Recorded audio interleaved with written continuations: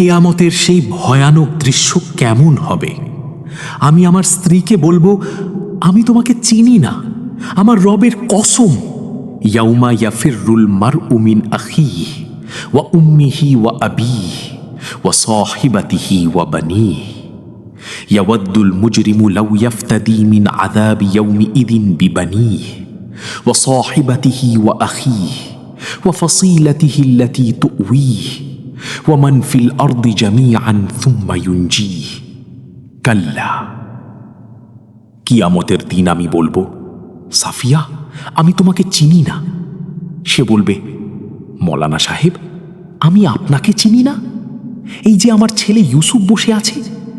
আমি বলবো, তুমি কে, কোত্থেকে এসেছো?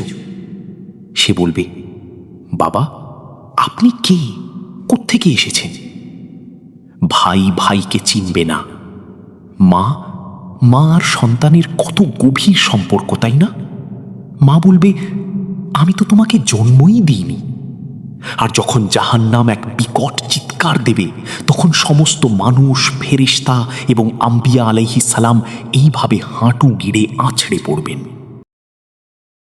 এমন সময় একদিক থেকে একটি আওয়াজ ভেসে আসবে, একটি অবর্ণনীয় আওয়াজ ভেসে আসবে, উম্মতি উম্মতি, হায় রাসূলুল্লাহ, আমরা আপনার ওপর কুরবান যাই।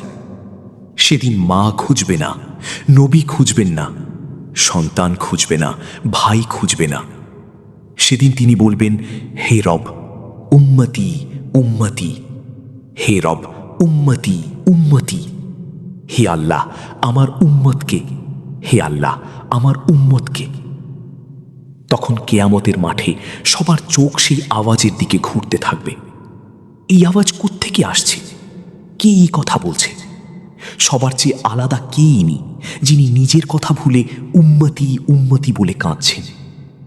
যখন চোখগুলো সেই করুণ আওয়াজ অনুসরণ করতে করতে সেখানে পৌঁছাবে, তখন দেখা যাবে সেখানে আমার আর আপনার নবী আঁচল পেতে দাঁড়িয়ে আছেন। হে আল্লাহ, আমার উম্মতকে রক্ষা করুন, হে আল্লাহ আমার উম্মতকে রক্ষা করুন। কোন উম্মত? যারা সারা জীবন মদ বিক্রি করেছে, জুয়া খেলেছে, ব্যভিচার করেছে, সুদ খেয়েছে, মিথ্যা বলেছে, চুরিতে লিপ্ত ছিল, ডাকাতি করেছে। আমার নবী তখনও বলছেন, আমার উম্মতকে বাঁচান, আমার উম্মতকে বাঁচান। তাহলে তাকে ভালোবাসবো না তো আর কাকে ভালোবাসবো? মৃত্যুর পর সব সম্পর্ক ভেঙে যায়, কিন্তু আমার নবী সেই দিনও তার সম্পর্ক ভাঙেননি। হজরত ইব্রাহিমের মতো মহান খালিলুল্লাহ সেদিন বলবেন, শোনো হে আল্লাহ, তোমার আর আমার বন্ধুত্বের উসিলায় আজ স্রেফ আমাকে বাঁচাও। হজরত ঈসা আলাইহিস সালাম বলবেন, হে আল্লাহ, আমি আজ আমার মা মারিয়ামের জন্যও কোনো ফরিয়াদ করব না, শুধু আমার প্রাণটুকু বাঁচাও। মারিয়ামের খবর তুমি জানো আর সে জানে। আমার বিচার আজ ঈসা, নূহ, ইব্রাহিম, মূসা, ঈসা, মুহাম্মদ সাল্লাল্লাহু আলাইহি ওয়াসাল্লাম, এই 5 জন উলুল আজম রাসূলের মধ্যে ঈসা আলাইহিস সালাম বলবেন, হে আল্লাহ, আজ মায়ের কথাও জিজ্ঞেস করব না, শুধু আমার প্রাণ বাঁচাও। আর আমার নবী বলবেন, হে আল্লাহ, আমার উম্মতকে বাঁচাও। কোন উম্মত? যারা সারা জীবন তার সুন্নত নিয়ে উপহাস করেছে। এক পর্যায়ে আমার নবী হয়তো দুঃখের সাথে বলবেন, দূর হয়ে যাও, আমার চোখ থেকে দূর হয়ে যাও। তোমরা আমার বংশধরদের হত্যা করেছ, তোমরা আমার আহলে বাইতকে ধ্বংস করেছ। তবুও তিনি কি বলবেন, হে আল্লাহ, আমার উম্মতের শুধু নেককারদের বাঁচাও, মুত্তাকিদের বাঁচাও, রাবিয়া বসরি বা জুনায়েদ বাগদাদিকে বাঁচাও? না, তিনি হাত বাড়িয়ে বলবেন, হে আল্লাহ, পুরো উম্মতকে আমার আঁচলে দিয়ে দাও, পুরো উম্মতকে আমার আঁচলে দিয়ে দাও। এখানেই আল্লাহ রব্বুল আলামিন সান্ত্বনা দিয়ে বলবেন, ওয়ালাসাউফা ইউতিকা রব্বুকা ফাতারদা। আমি ক্ষমা চাই, আমি আলোচনা করতে গিয়ে কিছুটা আবেগপ্রবণ হয়ে পড়েছি। আমার প্রিয় ভাই বোনেরা, আমার সন্তানেরা, আমরা খুব সংক্ষিপ্ত একটা জীবন পেয়েছি, বড়ই সংক্ষিপ্ত এই জীবন। নিজেদের হাবিব সাল্লাল্লাহু আলাইহি ওয়াসাল্লামের জীবনকে আঁকড়ে ধরো। আমি আপনাদের সংক্ষেপে কিছু ইশারা করে বুঝিয়ে দিই। যখন আপনি একজন সন্তান, তখন আপনার হৃদয় থেকে বলা উচিত, হায়, যদি আমার মা বাবা বেঁচে থাকতেন, আমি তাদের সেবা করতাম, রাসূল সাল্লাল্লাহু আলাইহি ওয়াসাল্লাম আরও বলেছেন, মা বাবা না হোক, অন্তত আমার মা যদি বেঁচে থাকতেন। কারণ মাকে মানুষ সরাসরি চোখের সামনে বেশি পায়, বাবাকে তো সবসময় ওভাবে কাছে পায় না।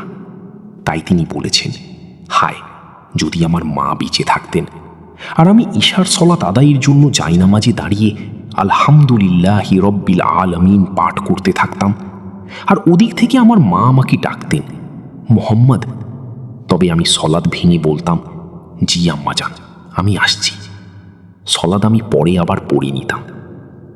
নিজেদের পিতামাতার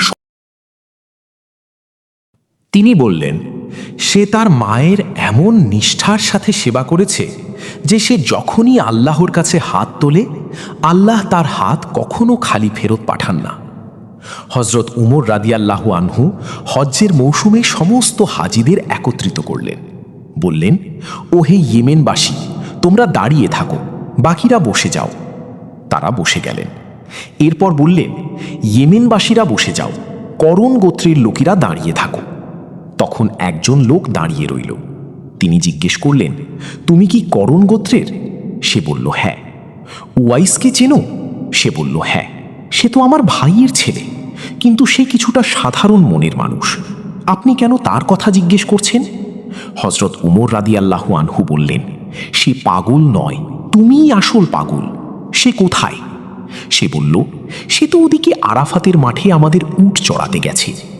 তখন তিনি হজরত আলী রাদিয়াল্লাহু আনহুকে সাথে নিলেন এবং সওয়ারি ছুটিয়ে দিলেন।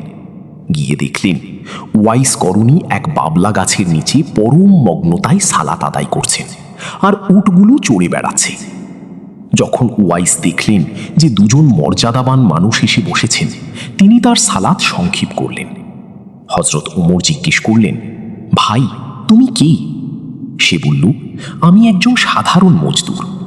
তোমার নাম কি? সে বলল, আমি আল্লাহর একজন সাধারণ বান্দা। তিনি বললেন, আরে ভাই, তোমার মা তোমার নাম কি রেখেছেন? সে তো হজরত ওমর বা আলীকে কখনো দেখেনি। সে বলল, ভাই, আপনারা কারা যারা এভাবে আমার খোঁজ নিচ্ছেন? তখন হজরত আলী বললেন, ইনি হলেন আমিরুল মুমিনিন উমর ইবনুল খাত্তাব, আর আমি আলী ইবনে আবি তালিব।